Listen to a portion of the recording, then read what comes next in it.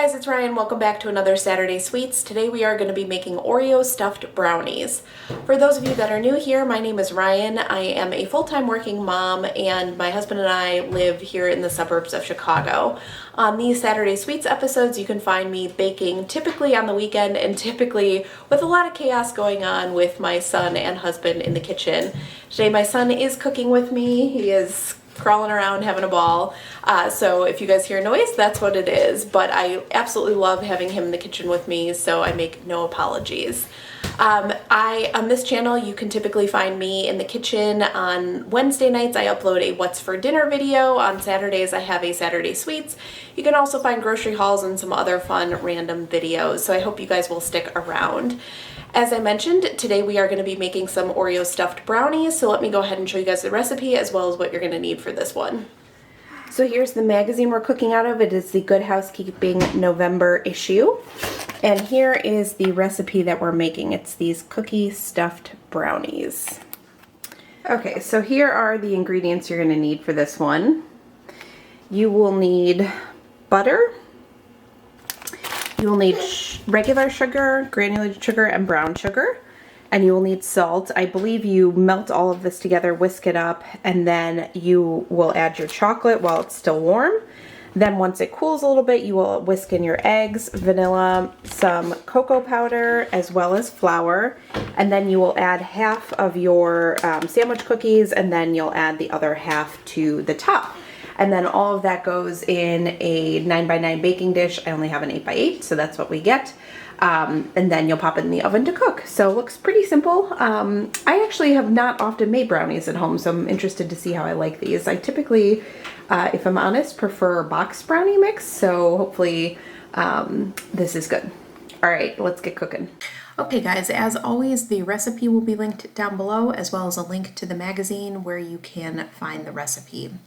This recipe starts out by using a large microwave-safe bowl.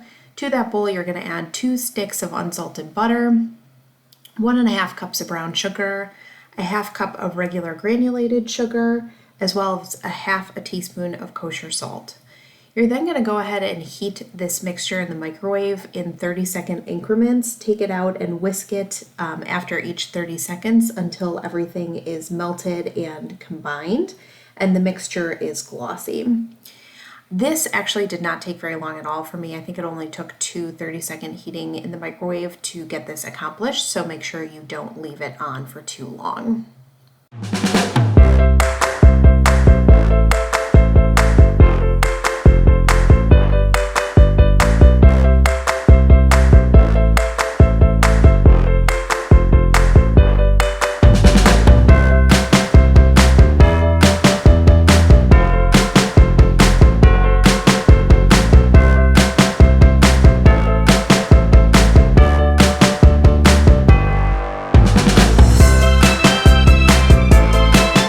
You're then going to whisk in a 1/2 cup of bittersweet chocolate chips. I use Ghirardelli. As you guys know, that is my preferred chocolate to use in baking. I do think it makes a big difference over something like Nestle Toll House. If you can splurge, I definitely recommend it.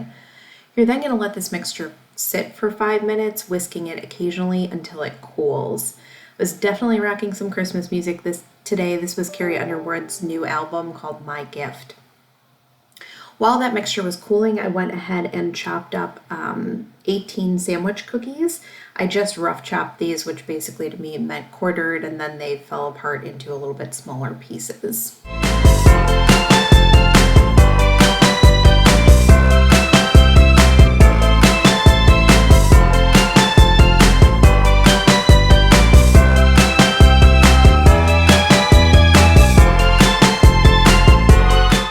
After the mixture had cooled for 5 minutes, you're going to go ahead and whisk in your eggs one at a time.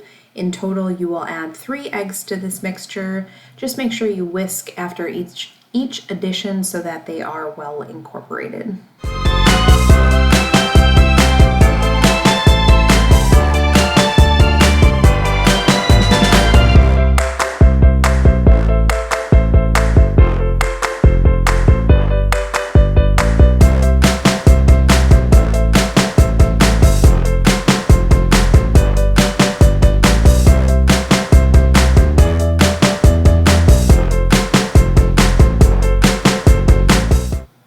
Next up, you're going to add 2 teaspoons of vanilla extract. I use Nielsen Massey. Again, this is a little bit of a splurge item, but I think it does make a difference in baking. So fancy chocolate and fancy vanilla are pretty much the ways I splash out in baking. You're then going to want to stir in 1.5 cups of unsweetened cocoa powder.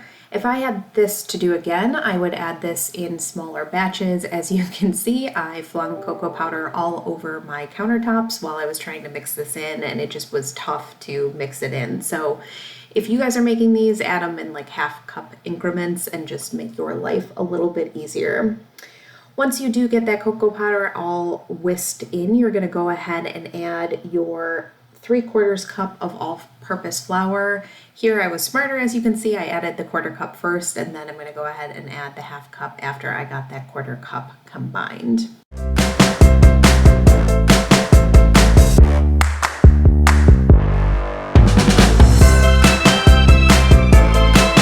You're then going to go ahead and fold in 1/2 of the sandwich cookies that you had chopped up. Make sure to be careful while you're folding these in so that you leave as much of the cookies intact as possible. You're then going to add these to your pre-greased 9x9 inch glass baking dish. I don't know what I'm talking about here. After you get those evenly spread in, you are going to top the rest of these brownies with the remainder of the sandwich cookies. You're then going to bake the brownies in an oven that you've preheated to 350 degrees for 35 to 45 minutes until a toothpick comes out of the center clean.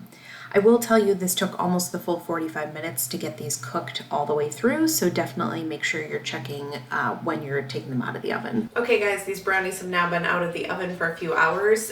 If I was going to rate this recipe on smell alone, I would say it's a winner. My house smelled like the most delicious chocolatey baked good for about 5 hours today.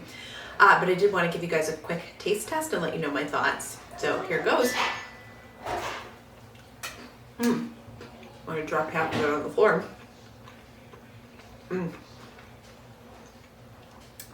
That is really good. It's got a very fudgy texture, so if you don't like moist brownies, these probably aren't for you.